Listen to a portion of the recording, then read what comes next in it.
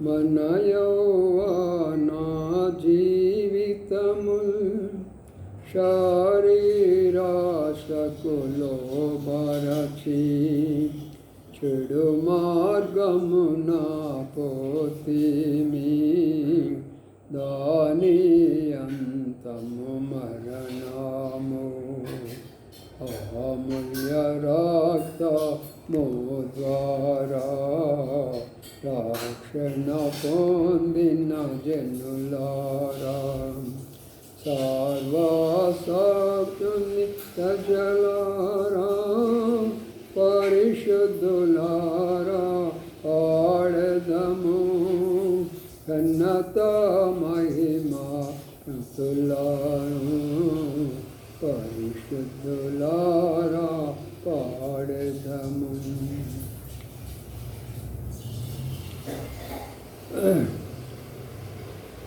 రెండు దినాల్లో మనము సెలవు దినాలు కాబట్టి యవనస్తుల కొరకై ప్రత్యేకమైనటువంటి ఉపయోగకరమైనటువంటి పాఠాలు మరి ప్రభు మనకు నేర్పిస్తున్నాడు. యవన బిడ్డల కొరకై కొన్ని నిమిషాలు యవన బిడ్డలు చక్కగా ఈ యొక్క మాటలు వినడం ద్వారా మీరు జ్ఞానాన్ని పెంచుకోవచ్చు, మీ స్థాయిని పెంచుకోవచ్చు, మీరు మంచి ఒక పొజిషన్లోకి రావచ్చు, మంచి పేరు కూడా తెచ్చుకోవచ్చు. తల్లిదండ్రులు కూడా మీరు వినడమే కాకుండా మీ బిడ్డలకు వినిపించడం ద్వారా వారు ఒక స్థాయిలోకి నడిపించే వారిగా మీరు ఉంటారు. కాబట్టి ప్రియమైనటువంటి సోదరులారా, యవన కాలము అనేటటువంటిది ఇప్పుడు శరీరాశలకు లోబడి చెడు మార్గం పోయాము, దాని అంతము మరణము అని పాడుకున్నాం. ఇప్పుడు యవన బిడ్డలు అందరూ కూడా జ్ఞాపకం చేసుకోనండి, ఆ మార్గాలు విడవండి, దైవ మార్గాన్ని పట్టుకోవాల్సిందిగా మనవి చేస్తూ ఉంటున్నా. ప్రతి యవనస్తులు ఇప్పటికే చాలామంది చూస్తున్నారు, సంతోషమే. ఇంకా చాలామందికి షేర్ చేయండి. మీ యొక్క స్నేహితులందరూ కూడా షేర్ చేయండి, వారు కూడా వింటారు. సత్యాన్ని తెలుసుకోవాలని మన ఆశ, మన కోరిక. అంతేకాదు ప్రతి యవన బిడ్డ కూడా మరి తన యొక్క ఈ లోకంలో జీవించినప్పుడు ప్రభువు నమ్ముకున్న తర్వాత ఎలాగ వాళ్ళు ఉండాలి అనే విషయాలు ఇందులో నుంచి మనము నేర్చుకోబోతుంటున్నాం.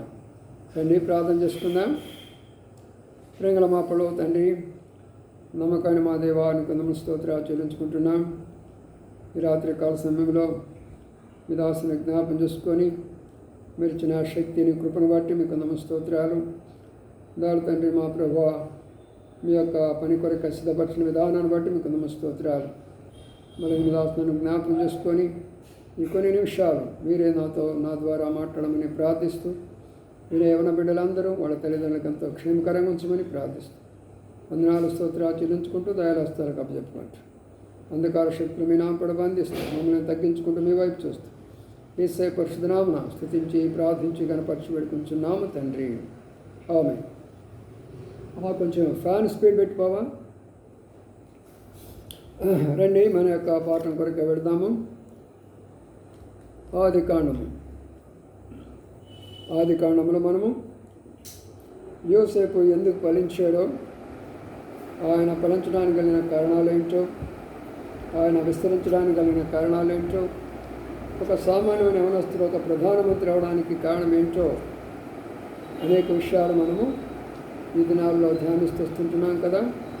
ఈరోజు కూడా అయ్యే విషయాల గురించి మరికొన్ని విషయాలు నేర్చుకోవడానికి కొరకై ప్రయత్నం చేద్దాం. ఆది కాండము 37వ అధ్యాయం 12వ వచనం చదువుతున్నాను, దయచేసి శ్రద్ధగా ఆలకించండి. అతని సహోదరులు షెకెములో తమ తండ్రి మందను మేపుటకు వెళ్ళారు. అప్పుడు ఇశ్రాయేలు యోసేపును చూసి, నీ సహోదరులు షెకెములో మంద మేపుచున్నారు, నిన్ను వారి వద్దకు పంపడము రమ్మన్నప్పుడు అతను మంచిదని అతనితో చెప్పాను. చాలు. చదవలేఖన భాగాన్ని భాషలోంచి దీవించునుగాక. ఇక్కడ ఇశ్రాయేలు లేక యాకోబు, మరొక పేరు ఇశ్రాయేలు, ఆయన కుమారులు ఉన్నారు. ఆ కుమారులకు గొర్రెల మందలు ఉన్నాయి. ఆ మందలను మేపేదాని కొరకు వారు ఒక స్థలానికి వెళ్ళారు. అక్కడ కొన్ని రోజులు అవుతుంది. మనలా కాదు ఉదయం పోయి సాయంకాలం రావడానికి దూర ప్రాంతాలకు పోయినటువంటి వాళ్ళకి కొంత సమయం పడుతుంది. అందుకనే ఇప్పుడు వాళ్ళు షెకెము అనే ప్రాంతానికి మందను తీసుకొని మేపడానికి వెళ్ళారు. పశువుల మందలు కావచ్చు, లేక గొర్రెల మందలు కావచ్చు, ఏ మందలైనా కావచ్చు. ఇప్పుడు ఇశ్రాయేలు ఏమన్నాడంటే, కుమారుడా యోసేపు, ఇదిగో నువ్వు షెకెములో నీ సహోదరులు మందను మేపుతున్నారు, వారి యొద్దకు నేను పంపాలనుకుంటున్నాను అన్నప్పుడు నాన్నగారు మంచిదే నన్ను అన్నాడు. ఇక్కడ కొన్ని పాఠాలు మనం నేర్చుకున్నాం. తండ్రి అయినటువంటి యొక్క ఇశ్రాయేలు మందను యోసేపు చేతికి ఎందుకు ఇవ్వలేదు? మరి వాళ్ళ అన్నయ్యలకి ఎందుకు ఇచ్చారు? కానీ ఇక్కడ మొదటి పాఠం నేర్చుకోవాల్సిన మాట ఏంటంటే, మనము మన ఇంటిలో మొట్టమొదటిగా, తర్వాత దేవుని యొక్క మందను గురించి మాట్లాడదాం. మన ఇంటిలో ఎవరి వయస్సును బట్టి, ఎవరి స్థాయిని బట్టి వారికి బాధ్యతలు అప్పగించబడడం అనే విషయాన్ని ఇక్కడ తెలుస్తుంది. ఎందుకంటే చిన్నవాడు అనుభవం లేదు, మందలం కాయలేడు, మందలం మేపలేడు. కడుగొట్టవాడు చిన్నవాడు, ప్రేమగా పెంచుతూ ఉన్నటువంటి వాడు. అందుకని ఆ బాధ్యత వాడికి అప్పగించలేదు. ఎవరైతే చేయగలరో, ఎవరైతే అనుభవం కలిగి ఉన్నారో వారికి మాత్రమే వాళ్ళ తండ్రి అప్పగించారు.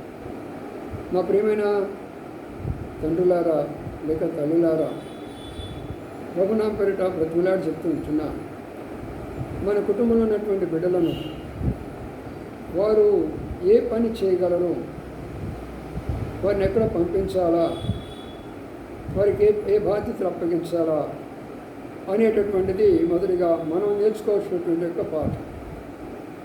తల్లిదండ్రులుగా నేర్చుకోవాల్సిన పాఠం ఏంటంటే, కుటుంబంలో అందరూ ఉంటారు, రకరకాల వాళ్ళు ఉంటారు.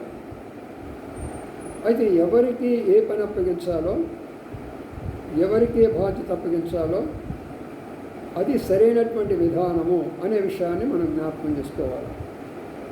చాలామంది తల్లిదండ్రులు ఏం చేస్తారంటే, అందరూ ఒకటే కదా అనుకొని పనులన్నీ అందరికి అప్పగించేసేసుకుంటారు. అట్లా అప్పగించకూడదు. కొంతమంది చేయగల వాళ్ళు ఉంటారు, చేయలేని వాళ్ళు ఉంటారు. కానీ మన తల్లిదండ్రులుగా వాళ్ళని గమనిస్తూ, ప్రతి ఒక్క తల్లి, ప్రతి ఒక్క తండ్రి బిడ్డలను గమనిస్తూ, ఈ బిడ్డలు ఏ పనికి సరిపోతారు, ఏ బాధ్యత ఇస్తే వీళ్ళు చేయగలరు అని చెప్తే ఆ రీతిగా వాళ్ళ బాధ్యతలు తీసుకొని యోసేపు యొక్క అన్నదమ్ములు షెకెముకి వెళ్ళిపోయినారు. ఇది మొదటి యొక్క పాయింట్. ఇప్పుడు ఆ సమయంలో కొన్ని రోజులు అయిపోతే ఇప్పుడు తండ్రి ఒక చింతలో పడ్డాడు. ఏమిటి ఆ చింత? నా కుమారులు మందలు తీసుకొని పోయినారే, మరి చాలా దినాలు అయిపోయింది, ఇంతవరకు సమాచారం ఏమి లేదు, వాళ్ళు ఎక్కడున్నారో, మందలు ఎలాగున్నాయో తెలియదు. మరి ఇలాంటి పరిస్థితుల మధ్యలో మరి వాళ్ళ యొక్క విషయం మనం తెలుసుకోవాలనుకుంటే ఏంటి మార్గం అని ఆలోచన చేసి, ఇక వేరే మార్గం ఎవరికో లేకుండా మరి తన యొక్క చిన్న కుమారుడు యోసేపుని పిలిపించి, అయ్యా, అన్నదమ్ములు మీ యొక్క అన్నలు ఇలాగ వెళ్ళారు కదా మందను మేపుకోవడానికి, మరి నీవు అక్కడికి వెళ్ళి మరి ఆ మందను, వాళ్ళ క్షేమము, మంద క్షేమము తెలుసుకొని రావాలి అని వాళ్ళ నాన్నగారు చెప్పారు. మరొక పాట ఇక్కడ మనం నేర్చుకోవాలంటే, తల్లిదండ్రులైనటువంటి వారు బిడ్డలను చదువు పంపిస్తారు, లేక ఉద్యోగాలు పంపిస్తారు, కొన్నిసార్లు ప్రయాణాల్లో ఉంటారు, కొన్నిసార్లు కొంతమంది హాస్టల్లో ఉంటారు, రకరకాల స్థానాల్లో ఉంటారు కదా. మా పని అయిపోయింది, వాళ్ళు హాయిగా అక్కడ ఉంటారు, బాగా తింటున్నారు, స్కూల్కి పోతారు, కాలేజీకి పోతున్నారు, అంత బాగానే ఉందని అనుకుంటూ మనం మోసగించబడుతూ ఉంటాం, మనం మోసపోతూ ఉంటాం. అట్లా ఉండకూడదు.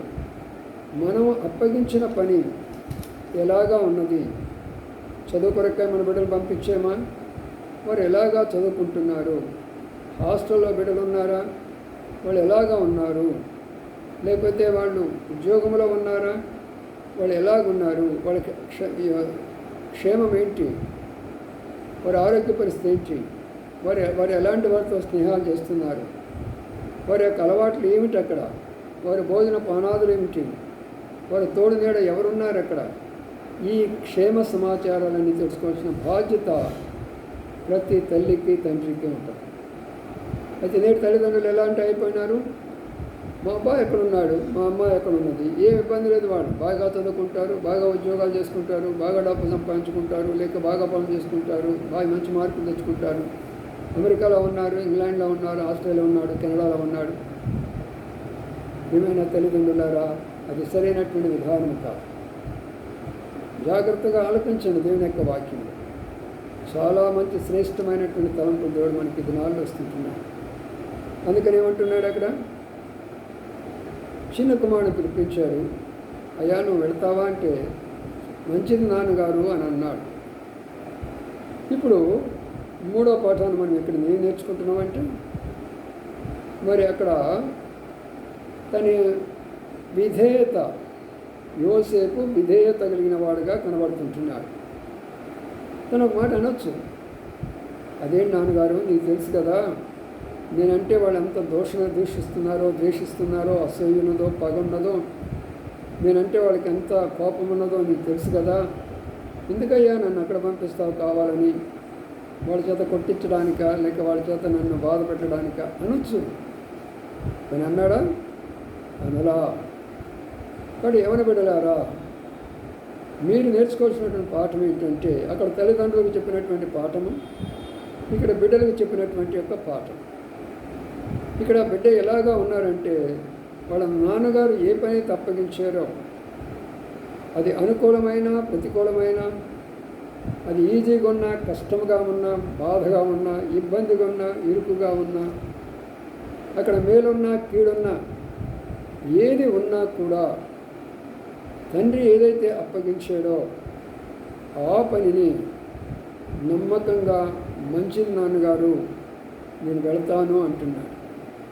ప్రియమైన ఏమైనా బిడ్డలారా, ఎప్పుడైనా మీ తల్లిదండ్రులు మీకు ఒక బాధ్యతలు అప్పగించినప్పుడు, లేక కష్టతరమైనటువంటి పని అప్పగించినప్పుడు, వెళ్ళకూడనటువంటి పరిస్థితుల్లో వెళ్ళమని చెప్పినప్పుడు, అనుకూలమైన పరిస్థితుల్లో వెళ్ళమని చెప్పినప్పుడు వెళ్ళడానికి సిద్ధంగా ఉన్నారా?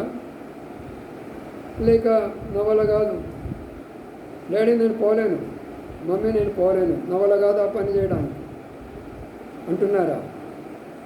కాబట్టి యోసేపు అంత స్థాయిలోకి ఎదగడానికి గల కారణం ఏంటంటే, ఒక సామాన్య కుటుంబంలో పుట్టి, ఒక పొలంలో మందలు మేపుకునే వాళ్ళ కుటుంబంలో పుట్టి, ఒక దేశానికి ప్రధానమంత్రి అవడానికి కలిగినటువంటి కారణం ఏమిటి అంటే, అన్ని పరిస్థితుల కొరకై దేవుడు తనను సిద్ధపరుస్తూ ఉన్నప్పుడు విధేయత చూపిస్తూ ఉన్నాడు. ఇదంతా కూడా దేవుని ప్రణాళిక. ప్రతి యవనస్తుని విషయంలో దేవుని ప్రణాళిక ఉంటుంది. మనందరి విషయంలో దేవుని యొక్క ప్రణాళిక ఉంటుంది. ఏ యవనస్తులైనా సరే, చదువు కొరకైన దేవుని ప్రణాళిక, ఉద్యోగం కొరకైన దేవుని ప్రణాళిక, ఆ తర్వాత మరి నీ యొక్క భవిష్యత్తు వివాహం కొరకైన ప్రణాళిక అంతా దేవుని చేతిలో ఉంటుంది. కానీ విధేయత చాలా ప్రాముఖ్యమైనటువంటి విషయం. అందుకని ఇక్కడ తండ్రి చెప్పిన మాటను ఏమాత్రము కూడా వాదన లేకుండా, అడగకుండా, ఎదురు చెప్పకుండా, కష్టతరమైనప్పటికీ, చేయడానికి ఇబ్బందికరమైనప్పటికీ, వెళ్ళాల్సిన సర్వం దూరమైనప్పటికీ, నాన్నగారు మంచిది నేను వెళతాను అని అన్నా. కాబట్టి ఇది మనం నేర్చుకోవాల్సిన మరి ఒక పాఠం. ఇక్కడ వాళ్ళ నాన్నగారు ఆ మాట చెప్పినప్పుడు ఎంత విధేయత చూపిస్తున్నాడు చూశారు కదా.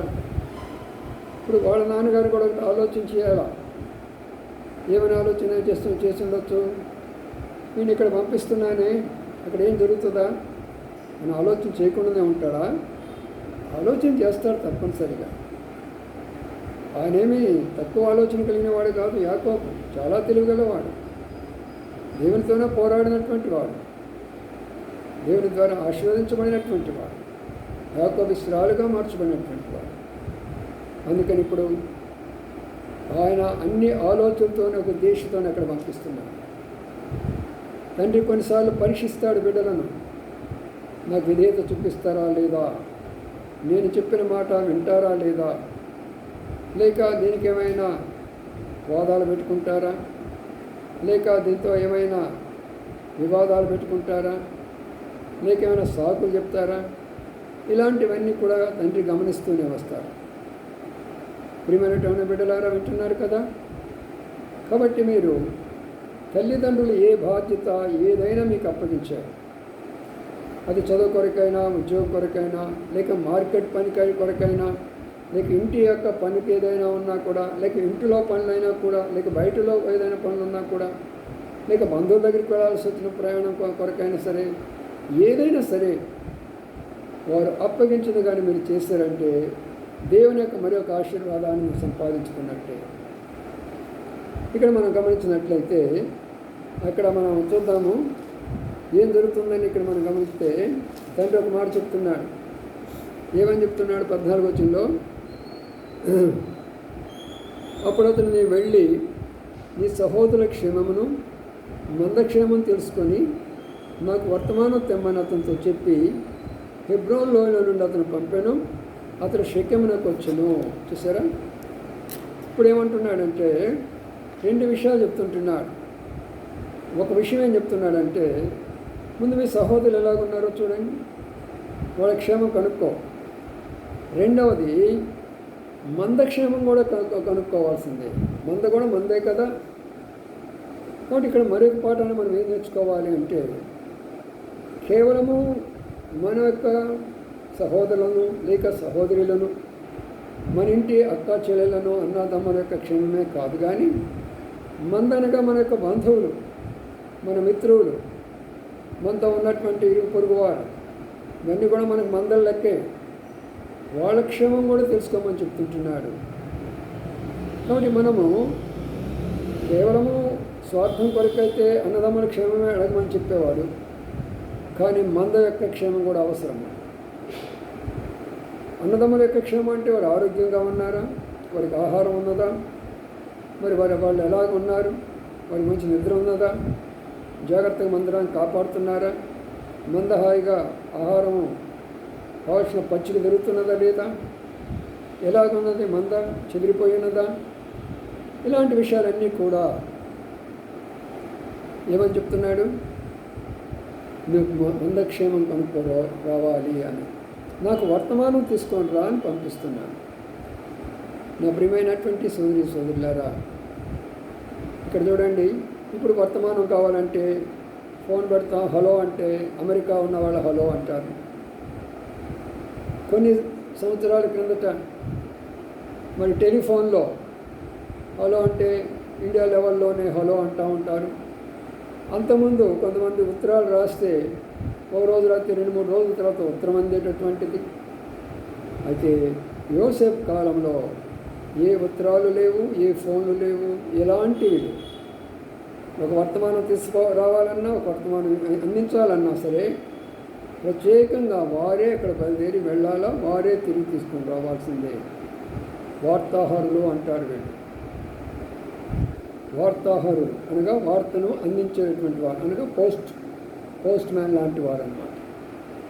కాబట్టి ఎంత బాధ్యత అప్పగించుకున్నాడు వాళ్ళ నాన్నగారు అంటే, అంత బాధ్యత అప్పగించడమే కాదు, హెబ్రోను లోయలో నుండి బయటికి పంపిస్తుంటున్నాడు. హెబ్రోను అంటే అదొక ఏరియా, అక్కడ లోయ అనగా చాలా దిగువ ప్రాంతం అది. అని ఇప్పుడు మరొక పాఠం యవనస్తులారా మీరు నేర్చుకోండి. తండ్రి ఏ స్థలంలో ఉన్నాడు, ఎలాంటి స్థాయిలో ఉన్నాడు, ఎలాంటి బట్టలు, ఎలాంటి ఇల్లు, ఎలాంటి భోజనము, ఎలాంటి వస్త్రాలు, ఎలాంటి జీవిత విధానము తల్లిదండ్రులు జీవిస్తున్నారో అలాగనే యోసేపు కూడా తను జీవించడానికి కొరకై ఇష్టపడిన వాడుగా కనబడుతుంటున్నాడు. లోయనగా తగ్గింపు జీవితము. నేడు యవనస్తులు అలాగ ఉండరు కదా. మీ కాలం అయిపోయిందయ్యా, మా కాలం వేరే. మీ పెన్ను ఖరీదు అప్పుడు మీరు ₹1 పెట్టి పెన్ను కొనుక్కున్నారు. మేము ఒక పెన్ను కొనాలంటే ఇప్పుడు ₹200 పెట్టి పెన్ను కొనేస్తాం.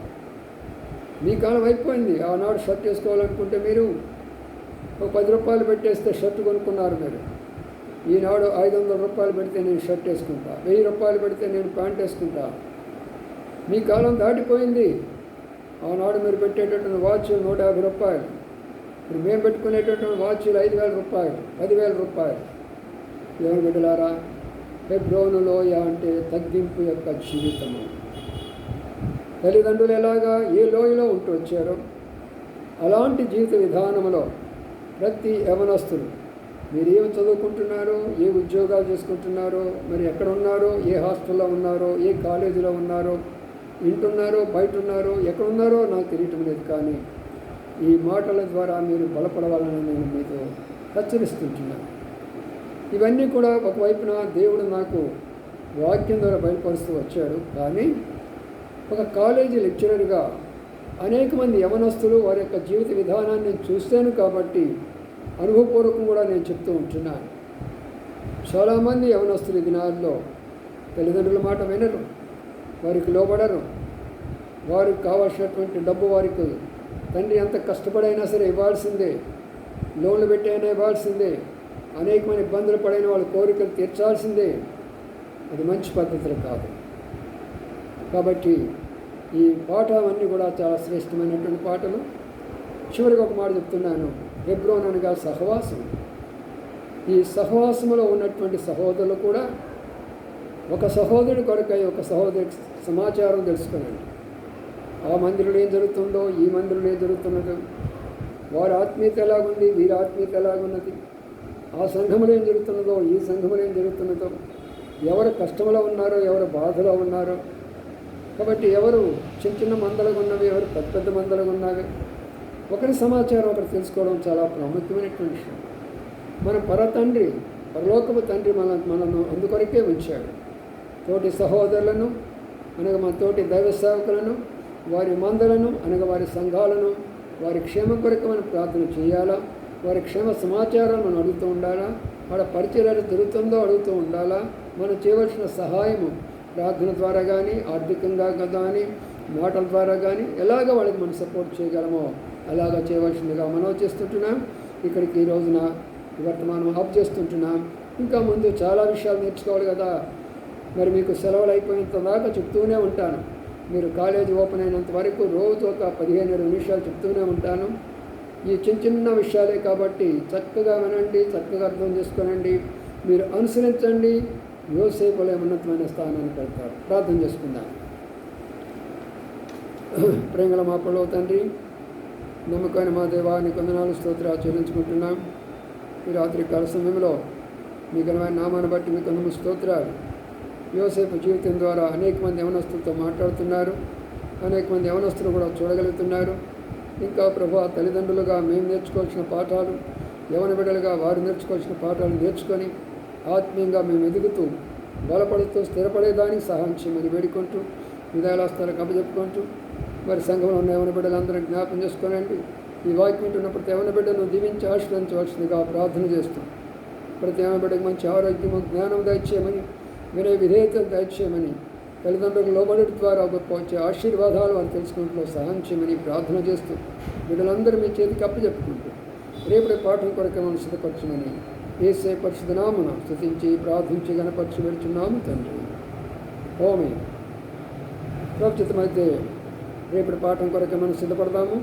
ప్రార్థన పూర్వకంగా మీరు వింటూ రండి, మీ స్నేహితులకు వినిపించండి. ఇందులో ఉన్న సత్య విషయంలో మీరు తెలుసుకోండి.